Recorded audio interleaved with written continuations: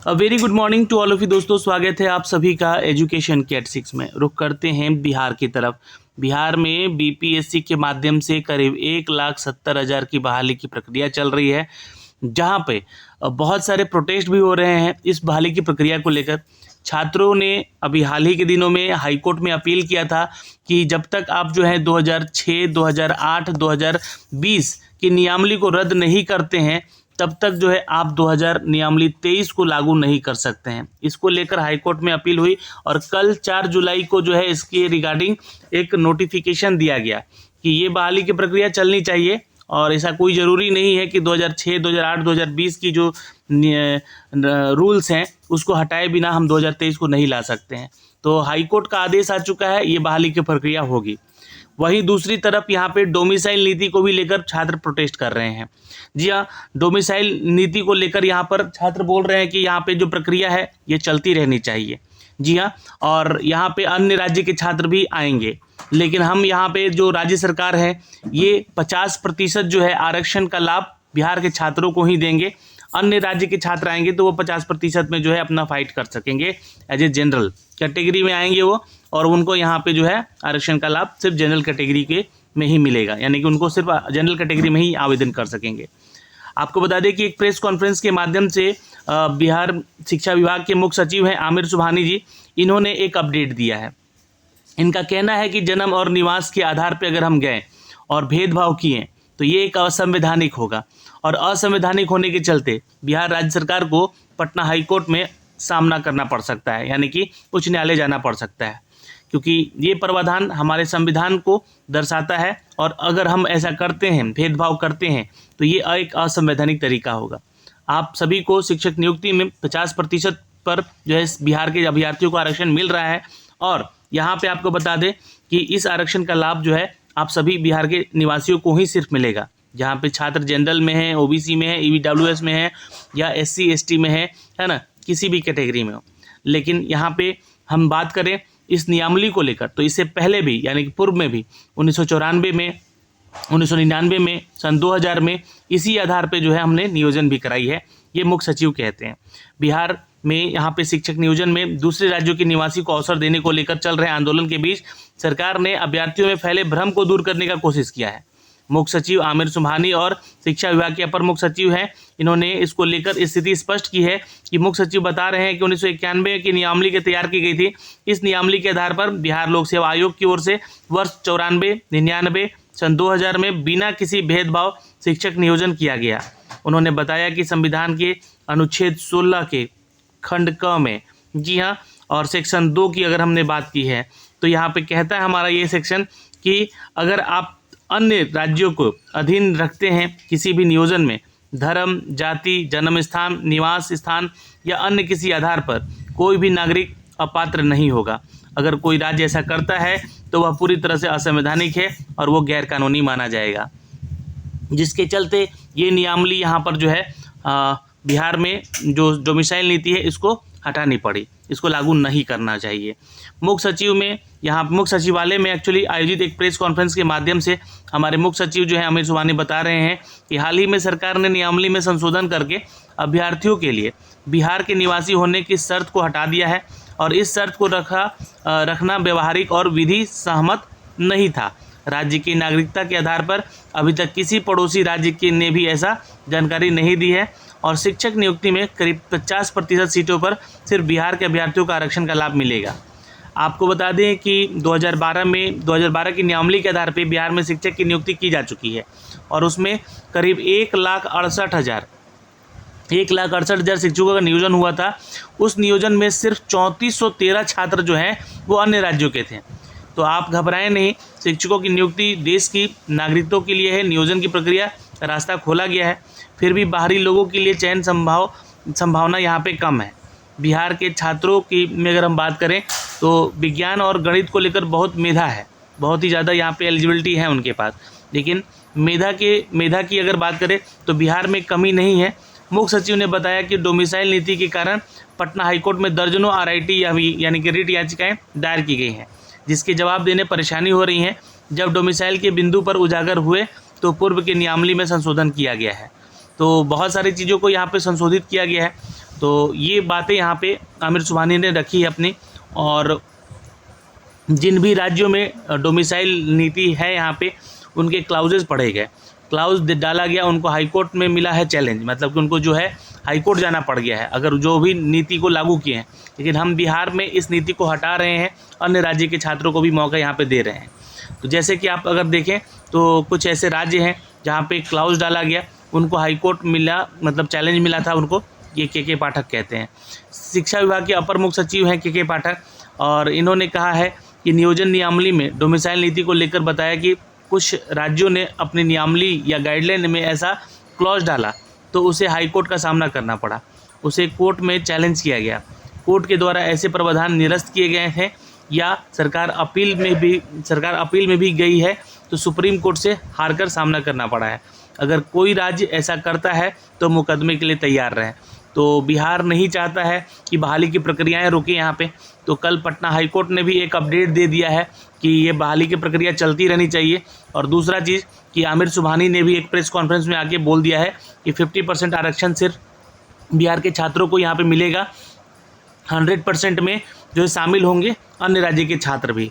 जैसे कि नियमावली हमने 94, 93 और 2000 के आधार पे जो है नियोजन करवाई है, ये भी हम लोग यहाँ पे प्रक्रिया करवाएंगे। दोस्तों एक खबर और आपको बता दें कि नया अपडेट है, राज्य के उच्च माध्यमिक स्कूलों में अभी भी यहाँ पर गेस्ट टीचर की रिक्रूटमेंट चल रही है, जहाँ पर 1113 है ना, 1113 यानी कि 1113 अतिथि शिक्षक की जल्द ही नियुक्ति ली जाएगी। यहाँ पे आपको बता दें कि ऑफिशियल नोटिफिकेशन दिखलाने जा रहे हैं, जहाँ पर ये चीज़ें क्लियर करती हैं कि आज भी बिहार में अंग्रेजी विज्ञान विषय को लेकर अतिथि शिक्षकों की ज़रूरत पड़ रही है, क्योंकि यहाँ पे जो शिक्षक हैं इस सब्जेक्ट को लेकर बहुत ही कम है। और शायद इसी कारण से जो है यहाँ पर बिहार में शिक्षक नियमावली के आधार जो है बदले जा रहे हैं, बाहर के छात्रों को बुलाया जा रहा है।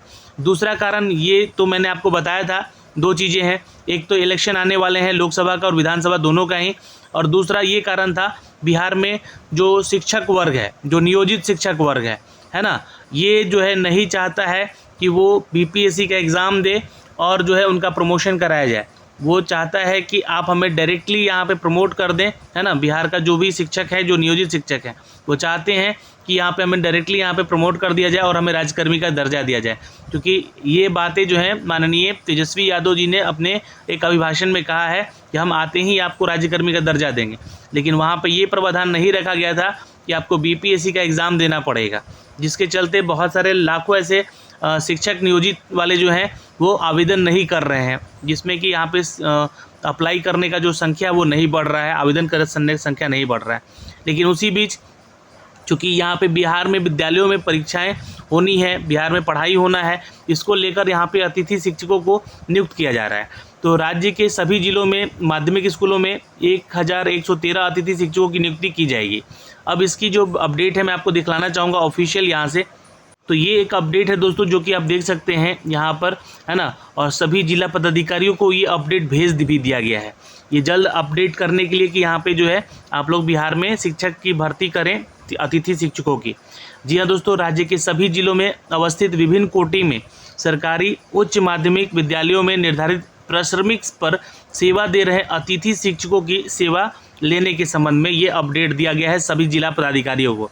उपयुक्त विषय की बात करें तो आपका ध्यान आकृष्ट करते हुए कहना है कि राज्य के सभी जिलों में यहाँ पे सूचना के अनुसार विभागीय संकल्प संख्या 25/1/2018 में किए गए प्रावधान के तहत अंग्रेजी, गणित और भौतिकी और रसायन और प्राणी शास्त्र और वनस्पति शास्त्र के विषय के कुल यहाँ पे 3144 अतिथि शिक्षकों को यहाँ पे विभिन्न कोटि में सरकारी उच्च माध्यमिक विद्यालयों में निर्धारित प्रश्रमिक पर, यानी कि जो आपको वेतनमान दिया जा रहा है 25,000 रुपया, है ना। ये वेतनमान नहीं है, एक तरह से आपका काम करने के लिए आपको सेवा दी जा रही है, मतलब ये आपका वेतन दिया जा रहा है एक तरह समझे तो, पर सेवा दे रहे हैं। जी हाँ, ये 3144। लेकिन आपको ज्ञात होना चाहिए कि विभागीय संकल्प संख्या 25/1/2018 के द्वारा किए गए प्रावधान के अनुसार संदर्भित विषयों पर, है ना, इन सभी जो भी विषय हैं, गणित हो गया, अंग्रेजी हो गया, भौतिकी हो गया, रसायन हो गया, बायोलॉजी हो गया, इसके लिए स्वीकृत पद जो है 4257 पद थे, पर अतिथि शिक्षकों की सेवा ली जानी है। इसके विरुद्ध में अभी 3144 ही अतिथि शिक्षक सेवा दे रहे हैं। अभी भी यहाँ पर 1113 रिक्तियाँ उपलब्ध हैं, यानी कि खाली हैं। उपरोक्त विषयों में शिक्षकों की कमी को ध्यान में रखते हुए छात्र हित में सम्यक विचार उपरांत यहाँ पर निम्नलिखित निर्देश दिए जाते हैं।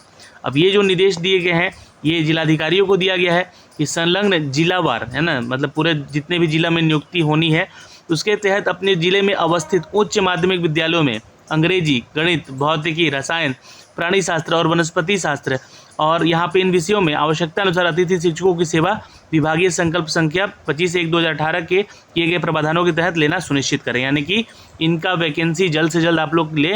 यहाँ पे 1113 जो सीट खाली है अतिथि शिक्षकों के लिए। किसी भी परिस्थिति में आपके जिला के लिए उपलब्ध रिक्ति में अधिक अतिथि शिक्षक का सेवा नहीं लिया जाएगा, इससे ज़्यादा नहीं लिया जाएगा, ये बात यहाँ पे लिखी गई है। और ये नोटिफिकेशन अपडेट किया गया था दोस्तों 3 जुलाई को ही, आप लोग देख सकते हैं 3 जुलाई का ये लेटर है और यहाँ से अपडेट किया गया है शिक्षा विभाग की तरफ से, पटना की तरफ से, जो कि मैं आप तक ये साझा कर रहा हूँ। और इसी न्यूज़ को लेकर जो है आप लोगों को ये अपडेट दिया गया है आज के खबर में। और यहाँ पर देखिएगा तो कुछ प्रावधान भी बताए गए हैं इस चीज़ को लेकर, जैसे कि अगर आप इन सभी शिक्षकों में सम्मिलित होते हैं, इनका रिक्रूटमेंट लेते हैं, उसके बाद गैर हाजिर शिक्षकों का यहाँ पे वेतन काटने की बात कही गई है ना। मतलब कि आप जॉब करेंगे तो ठीक है, नहीं करेंगे तो आपका सैलरी भी कटेगा।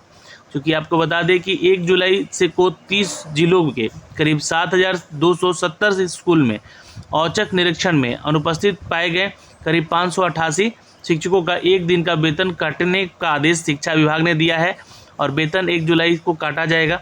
इसके अलावा 1 जुलाई को ही बिना सूचना यहाँ नदारद हुए 10 गैर शैक्षणिक स्टाफ पर कार्रवाई की बात भी की गई है।